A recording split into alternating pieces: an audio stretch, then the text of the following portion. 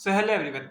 आप जो ये बुक्स देख रहे हो, आज इस वीडियो में हम इन्हीं बुक्स के बारे में बात करेंगे कि आपको अपने नीट के लिए कौन-कौन सी बुक्स को यूज़ करना है और कौन सी बुक्स को यूज़ नहीं करना है। इसी ये काफ़ी कॉमन डाउट है, चाहे आप क्लास 11th में हो या आप क्लास 12th में हो या फिर ड्रॉपर हो। आपको काफ़ी डाउट होता है कि बुक्स कौन सी बुक्स को यूज़ करना है, कौन सी बुक्स को यूज़ नहीं करना है। अगर आप अभी 10th से क्योंकि आप 11th में हो, तो आपको काफ़ी जब आप नए हो तो आपको बिल्कुल आइडिया नहीं होगा कि मुझे नीट के लिए कैसे पढ़ना है, कितना पढ़ना है, कहाँ से पढ़ना है, कौन सी बुक्स को यूज़ करना है, कौन सी बुक्स को यूज़ नहीं करना है। तो इस वीडियो में हम इसी टॉपिक के ऊपर बात करेंगे, आपको अपनी नीट के लिए कैसे और कौन सी बुक्स को यूज़ करना है। ठीक है, आप अभी क्लास 11th में आए हो तो इस आपको ये भी डाउट होगा कि आपको नीट की प्रिपरेशन को स्टार्ट कैसे करना है, तो इस वीडियो को देखना, आपको ये सारे डाउट्स इस वीडियो में क्लियर हो जाएँगे कि आपको नीट के लिए कैसे और कहाँ से पढ़ना है। तो अगर आप चैनल पे नए हो तो चैनल को सब्सक्राइब कर लेना, ताकि मैं जब भी नेक्स्ट नीट से रिलेटेड वीडियो डालूँ तो आपके पास उसका नोटिफिकेशन पहुँच सके।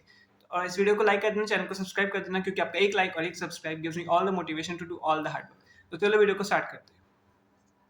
तो हम स्टार्ट करेंगे आपके नीट के लिए जो सबसे इंपॉर्टेंट सब्जेक्ट है उसी से। सबसे इंपॉर्टेंट सब्जेक्ट यानी कि बायोलॉजी, क्योंकि बायोलॉजी आपके नीट का 50% सिलेबस कंट्रीब्यूट करती है, क्योंकि 720 मार्क्स का नीट है, उसमें से 360 मार्क्स की सिर्फ बायोलॉजी है।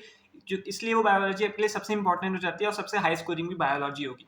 तो सबसे पहले हम बात करेंगे बायो के लिए। सबसे पहले आपको बायो के लिए सबसे इंपॉर्टेंट बुक जो आपके नीट के लिए पूरे थ्रू आउट साल आपके लिए रहेगी, वो है आपकी एनसीईआरटी।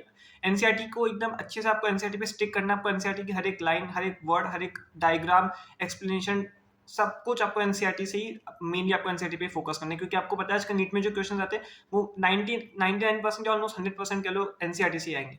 तो आपको सबसे इंपॉर्टेंट रिसोर्स आपके बायो के लिए क्या है, वो आपकी एनसीईआरटी बुक। आप यहाँ पे देख सकते हो, ये मेरी 12th की एनसीईआरटी है। ऐसे आपको 11th और 12th दोनों की एनसीईआरटी को ले लेना है। और अब एनसीईआरटी के साथ आपको देखो, आप जो भी कोचिंग में पढ़ रहे हो या फिर कोई ट्यूशन में आप पढ़ रहे हो, तो वहाँ के जो शॉर्ट नोट्स है आप उनसे भी पढ़ना है, क्योंकि आपके जो कोचिंग में टेस्ट होंगे या फिर आपके जो ट्यूशन में वहाँ पे टेस्ट होंगे, वहाँ पे जो क्वेश्चन आएंगे वो एनसीईआरटी के बाहर से भी होंगे। तो आपको अपने कोचिंग के शॉर्ट नोट्स को भी पढ़ना है, ताकि आपके जब मॉक टेस्ट हो तो आपको वहाँ पे आप उस बायो में मार्क्स को स्कोर कर सको।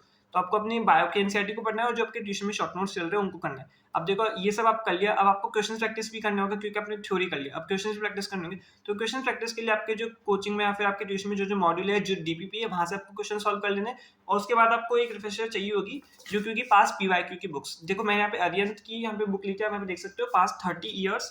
आप भी ऐसे अरिहंत या फिर एमटीजी एट फिंगर टिप्स की बुक्स ले सकते हो, जिसमें आपके पास 30 ईयर्स के पीवाईक्यूज हो। तो आपको अपनी क्या क्या करना है बायोलॉजी के लिए, अपनी एनसीईआरटी, उसके बाद जो कोचिंग या ट्यूशन जहाँ से पढ़ रहे हो उसके शॉर्ट नोट्स, उसके बाद क्वेश्चंस के लिए जहाँ कोचिंग या ट्यूशन से पढ़ रहे हो उसके डीपीपी, उसके मॉड्यूल के क्वेश्चंस, और अदर आपको यहाँ पे एक चाहिए पीवाईक्यू की बुक पास 30 ईयर्स की। तो आपको बायोलॉजी के लिए सिर्फ इतना करना है, ये मोर देन सफिशिएंट है बायोलॉजी के लिए, इससे ज्यादा आपको कुछ नहीं करना है। तो बायोलॉजी अपने इतना भी कर लिया तो आप इजीली अपने बायोलॉजी में 360 आउट ऑफ 360 स्कोर कर सकोगे। तो नेक्स्ट अब हम बात करेंगे आपकी केमिस्ट्री के लिए। आपको केमिस्ट्री के लिए कौन-कौन सी बुक्स को यूज़ करना है, और केमिस्ट्री में आपको ये बता दूँगा कि आपको कौन-कौन सी बुक्स है, ऐसी बुक्स जिनको आपको ट्राई करना है कि उन बुक्स को अवॉइड करो, क्योंकि काफ़ी सारे बच्चे ऐसे होते हैं जिनको ऐसे मतलब इधर-उधर से सुन लेते हैं कि आपको ये बुक्स करनी चाहिए, बुक्स करनी चाहिए, वो उन बुक्स को खरीदते हैं। वो बुक्स खरीदना आपके लिए इतना इंपॉर्टेंट नहीं है नीट के लिए, आप देखो जाओ तो इस वीडियो को भी देखना, मैं आपको केमिस्ट्री के लिए बता दूँगा। तो सबसे पहले आपको केमिस्ट्री के लिए सेम जैसे मैंने बायो के लिए बताया, सबसे पहली चीज़ आपके लिए रिक्वायरमेंट रहेगी आपकी एनसीईआरटी। यहाँ पे आपकी 11th की एनसीईआरटी है, पार्ट 1, पार्ट 2, और ऐसे आपकी 12th की एनसीईआरटी पार्ट 1 और पार्ट 2। तो आपको दोनों एनसीईआरटी, मतलब 11th के लिए दोनों एनसीईआरटी और 12th के लिए दोनों एनसीईआरटी जो होगी सबसे जो मैंडेटरी है, क्योंकि आपको केमिस्ट्री का पेपर भी पता है, इनऑर्गेनिक का ऑलमोस्ट सब एनसीईआरटी से आता है, ऑर्गेनिक का मेजर पोर्शन भी एनसीईआरटी से ही आता है। तो सबसे इंपॉर्टेंट चीज होगी आपकी केमिस्ट्री के लिए भी एनसीईआरटी। अब देखो, केमिस्ट्री थोड़ा ऐसा सब्जेक्ट है जिसमें आपको समझना पड़ेगा, तो इसलिए आपके शॉर्ट नोट्स और नोट्स जो आप पढ़ रहे हो, जहाँ से ट्यूशन से, स्कूल से, जहाँ से पढ़ रहे हो, तो इसलिए केमिस्ट्री में नोट्स और शॉर्ट नोट्स बहुत इंपॉर्टेंट हो जाते हैं। तो आपको सबसे पहले अपने थ्योरी के लिए क्या करना है, एनसीईआरटी को, और अपने जहाँ से पढ़ रहे हो वहाँ से नोट्स। अब इन नोट्स के बाद आपको देखो ट्राई करना है कि आप जैसे कोई भी चैप्टर वहाँ पे कंप्लीट हो, आपका कोचिंग में, आपका ट्यूशन में, स्कूल में, आप क्या ट्राई करो कि जैसे वहाँ पे चैप्टर कंप्लीट हो उसके बाद वहाँ पे आप उसके शॉर्ट नोट्स बना लो। ये शॉर्ट नोट्स आप अभी बना लोगे तो आपको नीट के लास्ट के टाइम में बहुत मदद करेंगे। जब आपका रिवीजन हो रहा होगा, जब आप नीट के 1 महीना पहले आपके पास टाइम बचा होगा, तो जब आप रिवीजन करोगे तब आपको उन शॉर्ट नोट्स की बहुत जरूरत पड़ेगी। तो आप ट्राई करो कि जैसे कोई चैप्टर कंप्लीट हुआ उसको अच्छे से एनसीईआरटी से पढ़ा, उसको अच्छे से नोट से पढ़ा, क्वेश्चंस कर ली, फिर वहाँ से उसी टाइम उसके शॉर्ट नोट्स बना ली। तो ये आपको केमिस्ट्री में करना है, अपनी एनसीईआरटी करना है, और जहाँ से पढ़ रहे हो उसके नोट्स करने हैं, और वहाँ से उसी टाइम उसके शॉर्ट नोट्स बना लेने हैं। सी, ये तो हो गया आपका थ्योरी के लिए। आपको क्वेश्चंस के लिए प्रैक्टिस करनी है, तो उसके लिए क्या करना है, जहाँ पे आप पढ़ रहे हो वहाँ से आपके देखो, सबसे पहले तो एनसीईआरटी में क्वेश्चंस होंगे, तो एनसीईआरटी के क्वेश्चंस देखो, एनसीईआरटी के क्वेश्चंस आप ट्राई करना बाद में करो। सबसे पहले आप ये करो कि आपको जहाँ से पढ़ रहे हो वहाँ पे डीपीपी या जो मॉड्यूल है, या जहाँ से आप कोचिंग या ट्यूशन पढ़ रहे हो उसके क्वेश्चन सॉल्व करो, उस बुक से क्वेश्चन सॉल्व करने के बाद आपको पीवाईक्यू सॉल्व करने हैं। देखो, मैं जैसे आपको बायो की बुक दिखाई थी, वैसे यहाँ पे आपको केमिस्ट्री के लिए बुक ले लेनी है। मैंने ये ली थी पास 33 ईयर्स एमटीजी की केमिस्ट्री की पास पीवाईक्यू वाली बुक, आप देख सकते हो। आप भी ये ले सकते हो, one of the best book है। आपको केमिस्ट्री के लिए इससे ज्यादा पीवाईक्यू के लिए बेस्ट बुक नहीं मिलेगी। ये वीडियो को स्पॉन्सरशिप पे बेस है, तो मैं जो बता रहा हूँ एकदम जेन्युइन है, तो आप इसको फॉलो कर सकते हो। तो आपको केमिस्ट्री में ये एमटीजी वाली बुक ले सकते हो आपको पास पीवाईक्यू के लिए। और देखो इसके बाद आप क्या कर सकते हो, अब काफ़ी लोगों का डाउट होता है कि आपको अदर रिफ्रेशर बुक लेनी है नहीं केमिस्ट्री में। जैसे मैं आपको एग्जांपल के लिए दिखाता हूँ, ऑर्गेनिक के लिए आपको काफ़ी लोग बोलेंगे एमएस चौहान, सी ऐसे, और फिजिकल के लिए भी और इनऑर्गेनिक के लिए भी, सबके लिए ऐसे-ऐसे बुक्स आती है। ये देखो MS Chauhan for organic chemistry, ये बुक मैंने भी खरीदी थी। बट देखो हुआ क्या है, इस बुक का अभी नीट के लिए जिस तरीके से पेपर आ रहा है उसके लिए नीट में इतना इंपॉर्टेंट नहीं है ये रिफ्रेशर्स। अगर आप मेन अपनी एनसीईआरटी जहाँ से आप पढ़ रहे हो नोट्स और शॉर्ट नोट्स और उसका जो पास पीवाईक्यू की बुक होती है वो कर लेंगे तो वो भी केमिस्ट्री के लिए सफिशिएंट है। इसलिए आपको ट्राई करना है कि आप सबसे पहले इन पे फोकस करो। ये सब हो गया, उसके बाद आप इन रिफ्रेशर्स पे मूव कर सकते हो।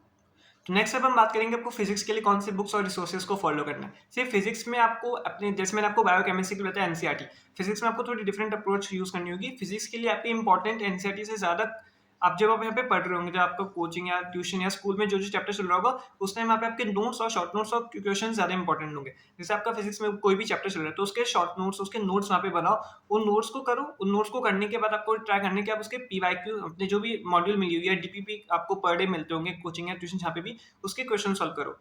ये करने के बाद मतलब आपने सारे उस चैप्टर के क्वेश्चंस, मतलब जैसे कोई चैप्टर कंप्लीट हुआ उसके नोट्स आपने अच्छे से पढ़ ली, उसके बाद उस चैप्टर के जो क्वेश्चंस है पूरे आपको ट्राई करने के आप एटलीस्ट एक चैप्टर के मिनिमम 200 या 250 क्वेश्चंस फिजिक्स के लिए लगाओ। तो ये सारे क्वेश्चंस कर लिए। इसके बाद आपको क्या करना है, आपने पूरा चैप्टर अच्छे से पढ़ लिया, आपको थ्योरी आपने कर ली अपने नोट से, शॉर्ट नोट से, उसके बाद आपने क्वेश्चंस कर लिए डीपीपी के लिए, डीपीपी से या फिर आपके जो अदर क्वेश्चन है असाइनमेंट से, वहां से आप उसके क्वेश्चन कर लिए। इसके बाद आपको ट्राई करना है कि आपने क्योंकि अच्छे से थ्योरी कर लिया फिर उसके क्वेश्चंस कर लिए, अब आप उसके पीवाईक्यूज कर लो। देखो फिजिक्स में भी आपको ऐसी एमटीजी की बुक ले सकते हो, पास 33 ईयर्स है जितने आपको मिलना है, पास 33 ईयर्स आपको लेंगे तो ज्यादा अच्छा रहेगा, उसमें ज्यादा क्वेश्चन होंगे। तो आपको फिजिक्स के लिए भी पीवाईक्यू के लिए एमटीजी की पास 33 ईयर्स की पीवाईक्यू बुक ले लेनी है।